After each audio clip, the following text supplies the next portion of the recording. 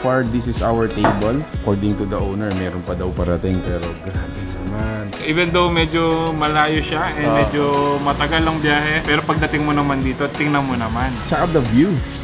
Eh, diba? Yan ang view natin, guys. Overlooking. So, meron tayo ditong unlimited wings for only 219 pesos. Unlimited wings na. Kung gusto nyo man yung mga sabaw, meron tayo ditong pares and bulalo. 100 pesos for the bulalo. Yung pares natin, 50 pesos pag walang bone marrow. 90 pesos naman syempre pag merong bone marrow. For the sizzling plate natin, it's only 90 pesos. 90 pesos, guys.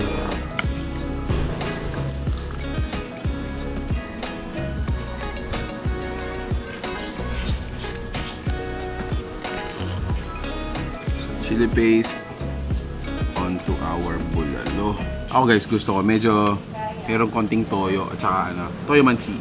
Oh. Then soup.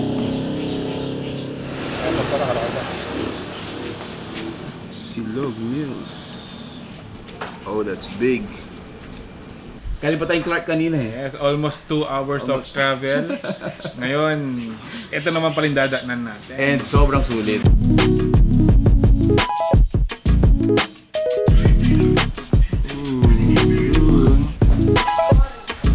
Bone marrow.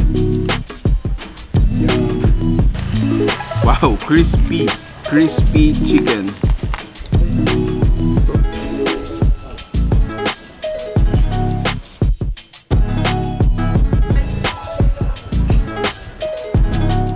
Congratulations.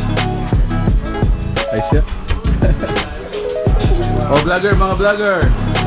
Yun. Sir, shoutout. Oh, sige sir.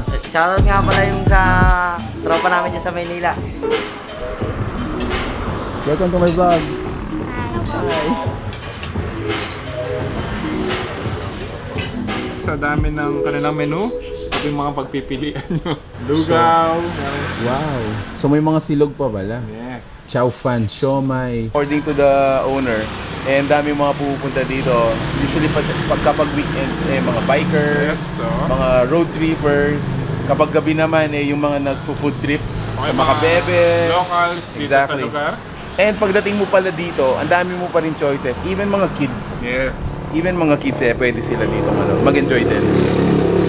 Alright Mark, so yun nga, sulit na biyahe dito sa Masantol. Yes, kahit na medyo malayo-layo yung pinuntahan natin. Actually, sobrang enjoy ako, sobrang busog ko dun sa mga unlimited wings nila. And at the same time, sarap nung nung bololo tsaka pares. Ako dun ako nag-enjoy super talaga. Actually, ako din yung mga sabaw nila. One thing din na nagustuhan ko dito is yung ambience, tsaka yung Actually, yung pinaka-place. sasabihin ko rin yun. So, suggest ko arrive around 5 p.m. No longer than 6 p.m. kasi medyo madilim na dito. But before that time, sobrang mag-enjoy din kayo sa view. Sa mga ganitong oras, lalong dumadami yung mga tao. Ayun. So, again, if you're interested to know more about this is located po sa may San Agustin, Caingin, Masantol, Pampanga. It's papuntang Consuelo. Yes. And then, this is the humble place. It's called Antonina's. For sure, guys, you're gonna enjoy yung travel papunta dito. And at the same time, the food. If you like this video, please give it a thumbs up, share with your friends, and visit Antonina's. There you have it, guys. Thank you so much for watching. We're in Pampanga. Until our next discovery. Peace out.